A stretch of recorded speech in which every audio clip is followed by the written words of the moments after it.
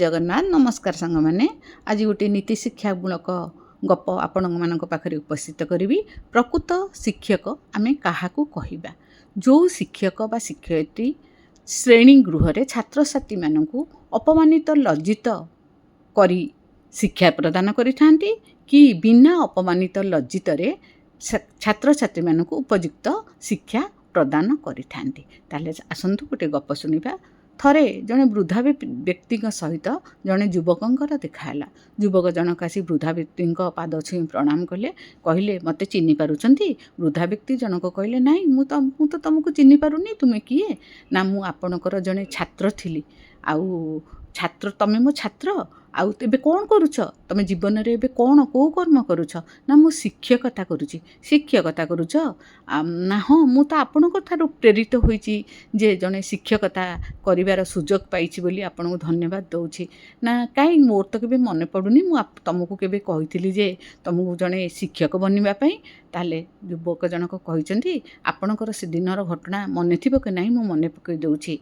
थरे क्लासरूम रे मोर जने सांग गोटे बढ़िया घंटा पिंधिक आसीथिला। से घंटाटे देखि मोर बहुत लोभ हैला। मु कोन कली लोभरे से घंटाटी को चोरई नेली। चोरई नेला परे सांगटी आपणक पाखरे जेतबेले घंटाटी खोजिला पाइलानी मु आपणक पाखरे से कंप्लेन कला परे आपण आज कहिले श्रेणी गृह रे गोटे पिलार घंटा चोरी होईची। आउ से घंटाटी जे चोरी करिछि से लाज न करी घंटाटी को आनी मते देई दो, सबुर समाधान हेई जिवो। मु किंतु सेतबेले लोभरे घंटाटी को आपणको देई नथिली। किछि समय परे आपण कहिले आज छुट्टी हैला परे श्रेणी गृह बंद रहिबो, समस्ते गोटिए गोलाकार करी ठिया हेबो।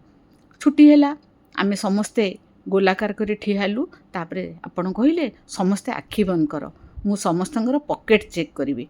मु भी से कथारे राजी हो गली। आपण कौन कले गोलाकार करी ठिया होला समस्तंकर पॉकेट चेक करी करी आसिले। मो पाखरे पहुँचला परे मो पॉकेट रे हाथ पुरेला बेलू घंटाटी को पाइले। घंटाटी को पाइकिरी किंतु आपणकर घंटा पाई सारला परे मध्य आपणकर खोजिबा जारी रखिले। समस्तंक पॉकेट रे हाथ पुरे शेष पर्यंत जाई खोजिले। घंटाटी पाइगले बोली कहले नहीं, मो पाखरु पाइथिले बोली कहले नहीं।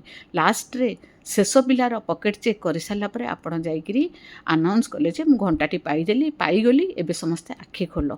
समस्ते आमे आखि खोललु किंतु आपण मो पॉकेट रु घंटा पाइछंदी बोली मते ना कहलेनी। सेटा माने सबु पिला मानक आगरे मोर मते अपमानित कलेनी, लज्जित कलेनी। आउ मो ठारू मो पॉकेट रु घंटा मिलिला बोली आपण काहाको जणाइले नाही। सेई दिन सेई समय रे सेई मुहूर्त रे मु आपणको ठारू एक सुंदर शिक्षा पाइली। प्रकृत शिक्षक किए आउ मते जो जी छात्र छात्री को लज्जित अपमानित न देइकरी उचित शिक्षा देइथाय, सेई दिन मु प्रॉमिस करथिली मु जने भल शिक्षक हेबी। शिक्षक जनक वृद्धा व्यक्ति जनक कहले मोर मने पड़ुछि हाँ घंटा चोरी हेइथिला, मु समस्तंक पॉकेट चेक करथिली। हेले मु जेतेबेले समस्तंक पॉकेट चेक करुथिली ना तुमको जेंती आखि बंद करिया कहिथिली मु भी सेंती आखि बंद करथिली।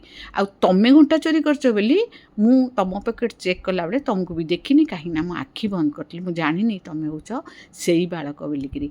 प्रकृत रे पिलाटी निज भूल को एते दिन परे शिक्षकों का आगे परिप्रकाश करिछि।